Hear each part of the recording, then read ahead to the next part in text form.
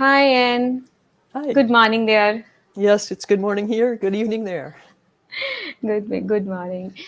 Hello, everyone. Welcome to Growth Mindset Conversations. And it'll be great, as always, if you can send me a message and say hi in a comment whichever media you are watching us, so that we know that we are actually live. We are not just imagining Ann and me, and we are actually live. So thank you so much. Please comment on in the comment box, and we'll know that we are live. Thank you so much, Ann, to Thank, you for joining me early in the morning in your time. thank you, Manvir, for having me. It's great to be here. Thank you. Welcome everyone to 30th episode of Growth Mindset Conversation, and we have very special guest today, Ann Latham. Ann Latham is the author of the book Power of Clarity, in addition to her earlier books called The Clarity Papers, Uncommon Meetings. She's also known as Queen of Clarity. She's the founder of US based consulting firm Uncommon Clarity.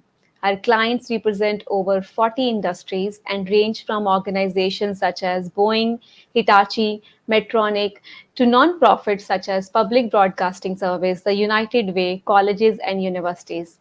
Ann's advice has appeared in publications such as New York Times, Bloomberg, and Management Today. She is also an expert blogger for Forbes.com, and she speaks frequently to a wide range of audiences and is a guest lecturer for University of Massachusetts, Isenberg School of Management, and is also the sole recipient of a corporate award that she cherishes to this day. The award is called the most likely to dispute recognized authorities.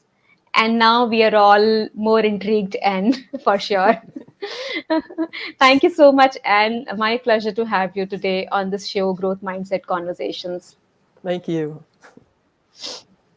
Thank you, everyone, for watching us live, and thank you so much for commenting. Thank you so much for watching us.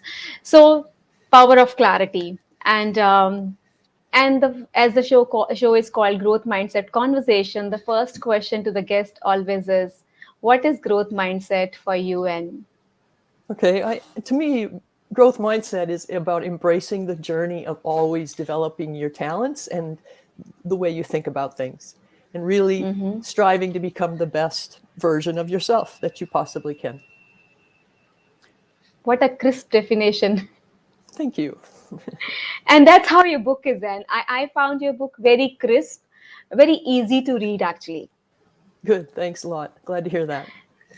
And you said, embracing journey and growing always. How does it relates to the clarity we are talking about? And Well, that's a good question. So, um, well, I think that it requires you to be always looking ahead and figuring out what needs to be different at the next stage. What do I need to try next? What experiences do I want to have? What what do I have to do to really listen to others and learn from others and share these experiences? So I think in working on developing your clarity, first of all, that is a good growth mindset objective, by the way, but yeah, always, always striving to be clear about what you're trying to accomplish, what's coming next, what needs to be different when you're done. yeah. I love that. Even thinking about, even being curious about that clarity is growth mindset, right? Yes, yes, Yeah, because even the word clarity itself is incredibly unclear. We don't really yeah, know what it means. Clarity is, we always talk about clarity like it's this little dot up here in the sky and we're just a little bit away from we're not quite clear enough, or we're a little bit confused, or we need a little more clarity. And it's always like we're just a smidgen away from where we need to be.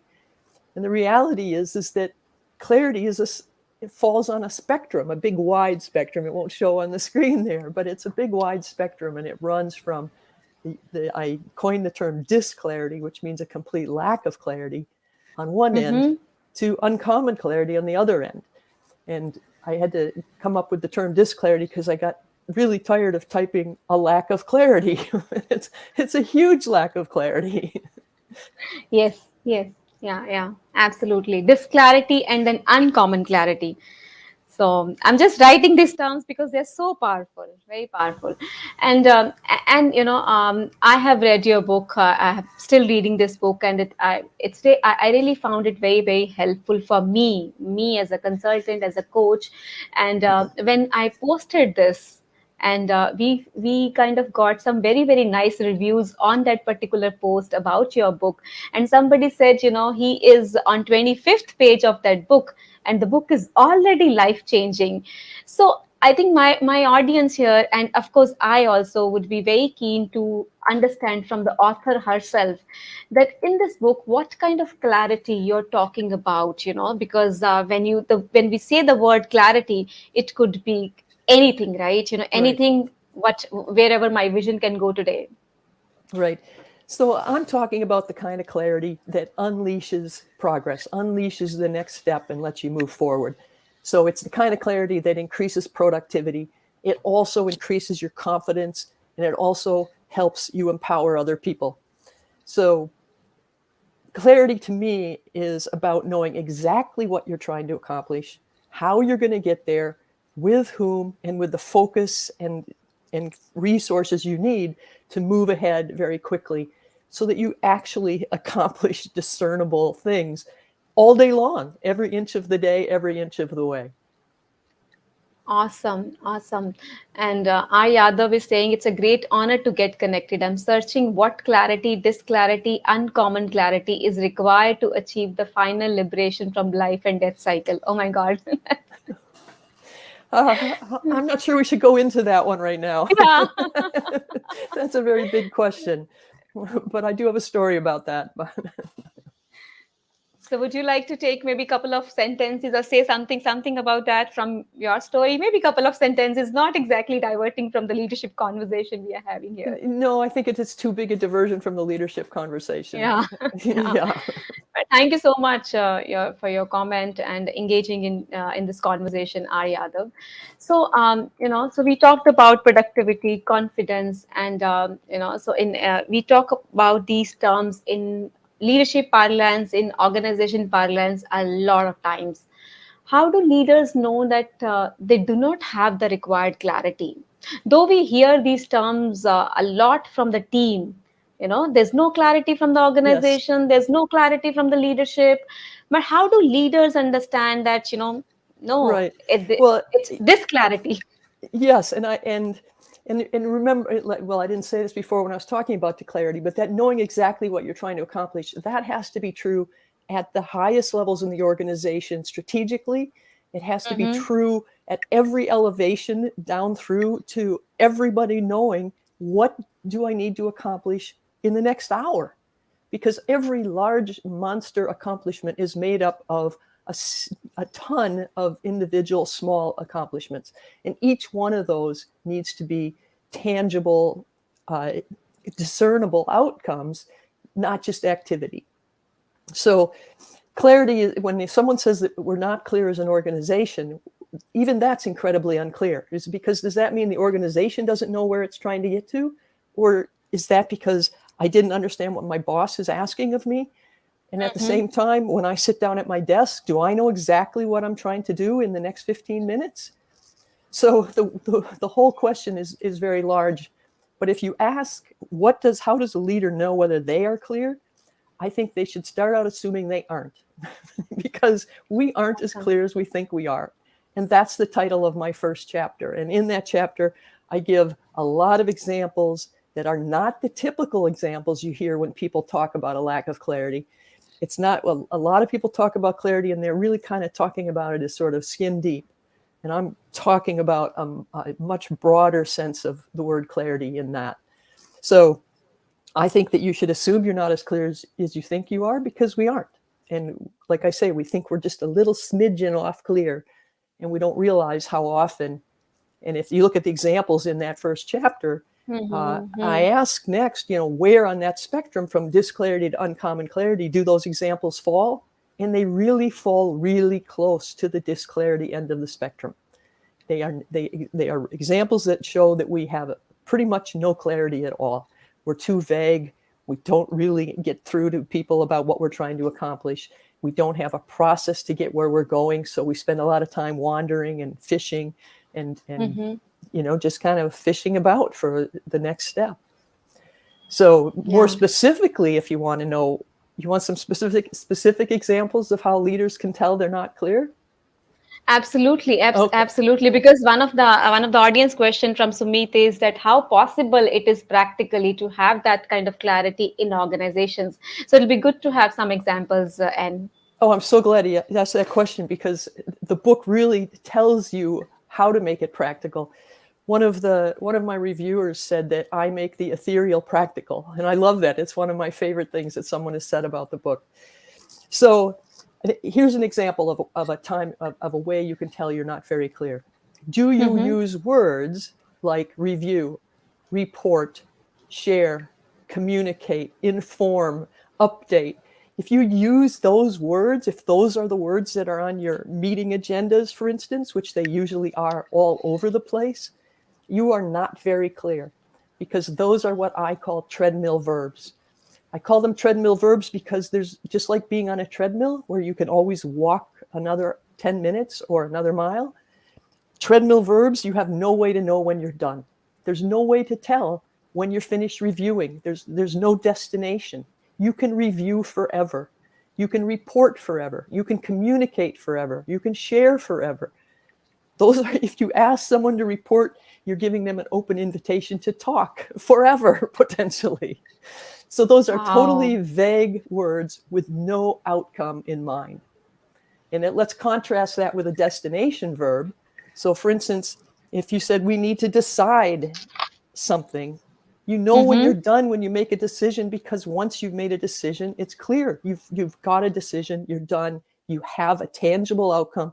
Furthermore, a decision unleashes all kinds of additional steps. It opens the door to making the next round of progress. A plan is another example of a destination verb, plan. So when you create a plan, you know you're done because you've got your plan. Now, there's a little danger here, because some people turn planning into a treadmill verb because they can plan forever. Absolutely. But Yeah, yeah. if you sit down to make a list of your action items, you're done when you've got the list. You can't add to the list. If you make a list of resources, you're done when you've got all the resources you need. If you make a list of risks, you're done when you've got a list of all the risks you can think of. So those are ways of focusing on tangible, discernible outcomes at all times, instead of reviewing, reporting, communicating, informing. Those are a bad way to run your meetings. That's why meetings take forever and accomplish so little. One of the reasons.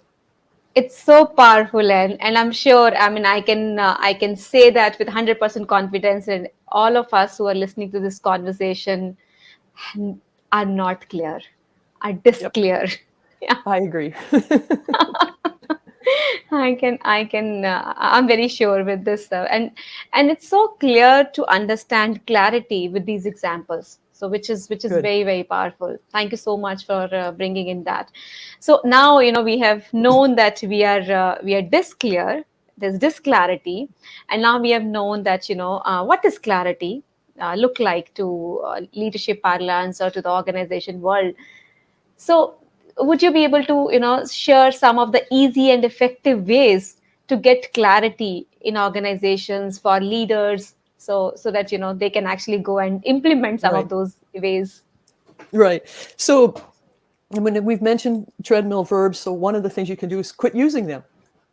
Don't use Mm-hmm. treadmill verbs. Use destination verbs. Awesome. Another thing is that we need to be more specific. So let me tell you a story about it's my focused executive story. So I was sitting in an executive team meeting. This was a room full of, 7 or 8 people who were all very intelligent, very dedicated, very focused on what they were trying to accomplish. And I was there because I was going to talk to them about a project I was going to do with them. But they had an urgent issue come up and needed to address that before I was on. So I was just sitting and listening. And after about 3 minutes, I couldn't stand it any longer. So I interrupted them, much to their irritation.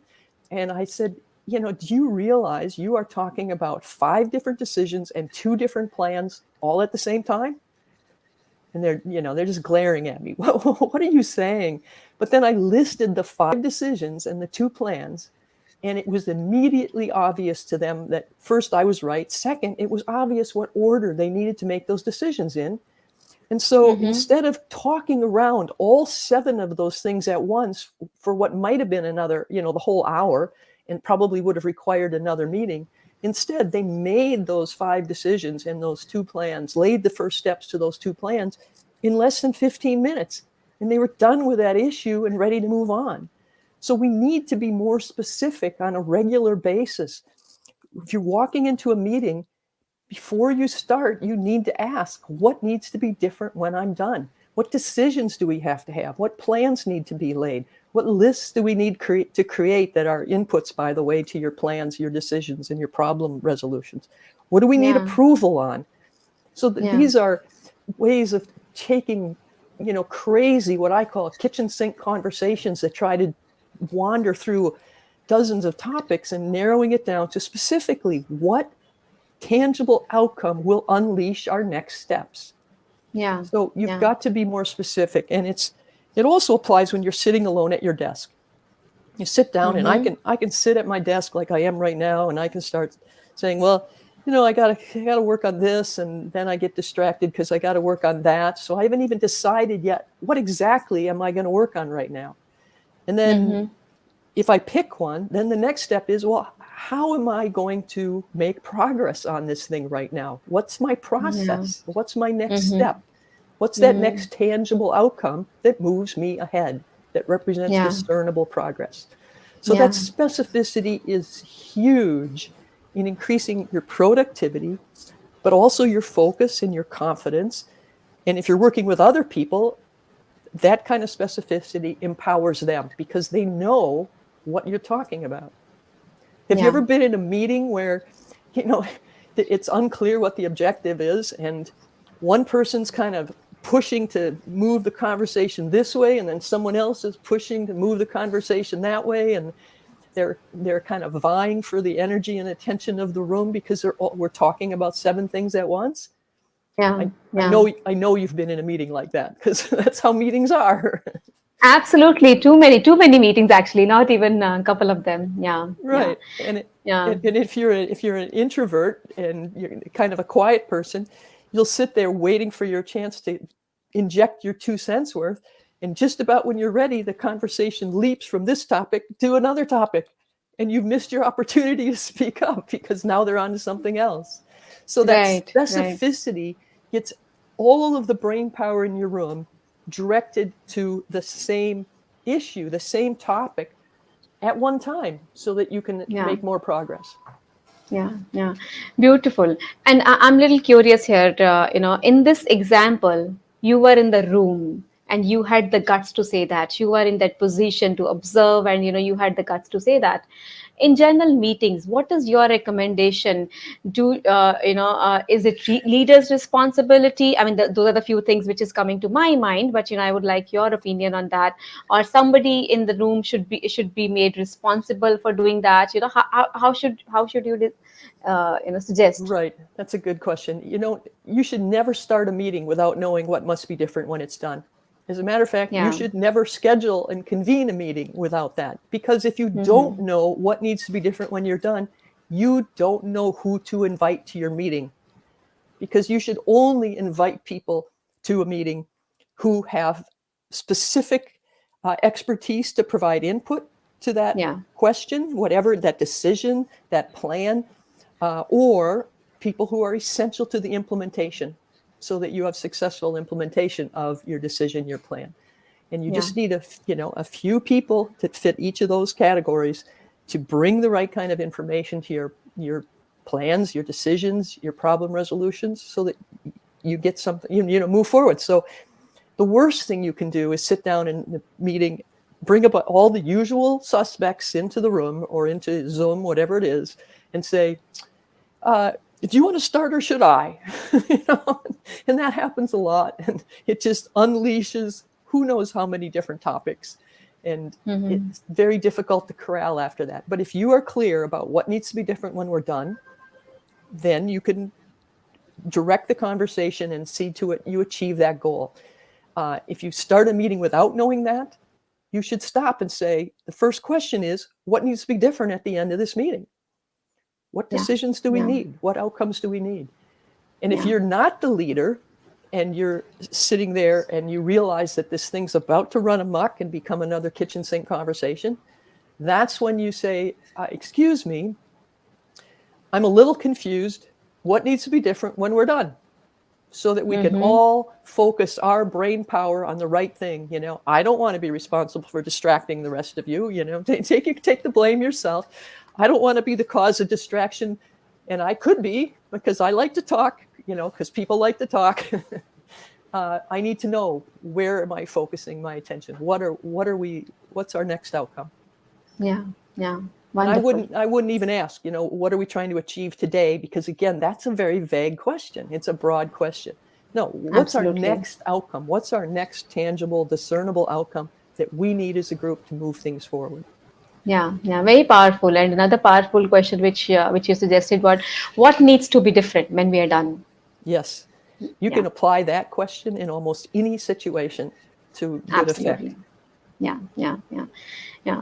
So as we are coming towards at the end of our conversation, I'm curious that you work with a lot of leaders, a lot of senior leadership teams on clarity.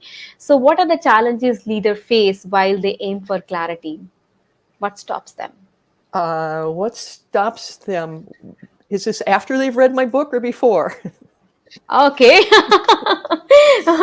Whatever, Because, whichever way. It's in your experience, I mean, before well, and after both. Let's discuss both actually. okay, so quickly, if you haven't read my book, you're, like we said earlier, you're not as clear as you think you are. And furthermore, you're Yeah, clarity blind. You don't realize how much disclarity there is surrounding you. yeah, So, and as to talk about that, I mean, that so many of our process improvements over the last several decades, many decades, have all focused on our production processes, how we get our value to our clients and our customers, whether you're a factory or a consultant. It's the production processes that rule, and that's where we have the greatest clarity. And that's why our factories these days will operate on 99% uptime. Their machines and the flow is almost perfect these days. But if you move away from the production area, you get into what I call the cognitive zone. This is where workers are not trying to move physical objects around. They're not trying to move raw materials and parts or trucks or equipment. They're trying to move ideas, decisions, and plans. They're trying to move cognitive objects. And we have almost zero clarity of purpose, process, roles when it comes to trying to move ideas and decisions and plans. So if you're trying to create clarity and you don't even realize that you're operating in the cognitive zone and you're operating without those tools, those basic tools that make our assembly lines efficient, you realize that you've got people who say, well, I'm lucky if I have 2 really strong productive hours in a day. So we go from 99% production uptime to about 20% cognitive uptime. And yeah, the fact that our leaders just accept that managers, they know that's true. They haven't thought about it that way, but they know we're not very productive when we're trying to sit in meetings and things like that. But we just accept that as the norm. That's the way life is. It's just that things always take longer than they should. Well, why? Why do we accept that? Why can't we bring some of that efficiency and effectiveness that we've learned about process clarity and clarity of purpose and roles and bring it into the cognitive zone, where we can really make a difference in how people contribute and how they can, how many hours a day are effective, and where we can mm-hmm. really reduce our, meetings to 5 minutes. I talk about that in the book and some examples of how some of Yeah, my clients have literally reduced their meetings to 5 minutes, and it can absolutely. Yeah, make a huge difference. yeah, yeah. And those are very powerful things to follow, actually. Yeah. And now if Yeah, you say, yeah. after reading my book, where Yes. are the struggles? The next step is to get everyone else to read the book. So Absolutely. once you've got lots, the significant part of the organization on the same page, so that the leaders can model the desired behavior, so that they have a shared vocabulary, because you can learn how to be really clear sitting at your desk by yourself, but that shared vocabulary, the shared cognitive processes, those make the difference when you're in a group. Absolutely. Then you can really move things forward with much greater speed. We ought to easily be able to double our cognitive uptime to 40%. And frankly, I think we could get higher than that. We should be able to get to 60 or 80. I mean, and the room for improvement, it's huge. Yes. It's huge. It's huge ROI. And as we are talking about your book, it's very interesting. Where can people find your book? Should be able to find it certainly on Amazon and Barnes and Noble and most bookstores. If you go to powerofclarity.com with hyphens in between, that's my book website, and you'll see other links there. So depending on where you are in the world, I don't have all the links, but it should be easy to find. Absolutely. And your website link, I will be adding that to show notes. So people will be able to, so all of you can find that easily on the show notes. So Right. we will have as a comment, or on the YouTube, we will have as a show note. So that, Good. thank you so much. And thank you so much for bringing in so much clarity to the word clarity to all of us, actually speaking, and all those deep insights and the knowledge you have shared about the subject. Thank you very much. It's always fun. I appreciate this. Thank you. And thank you everyone for joining us live. And if you're watching this as a recording, thanks to you too. I hope you all have got value from this, from Anne's discussion on clarity and the power of clarity. You'll keep applying these learnings, and do read the book Power of Clarity. It's a wonderful book. And I will be adding those links to show notes. See you all again in the next episode of Growth Mindset Conversation. Thank you. Thank you. And once again, bye bye. Thank you. Bye. Thank you, everyone.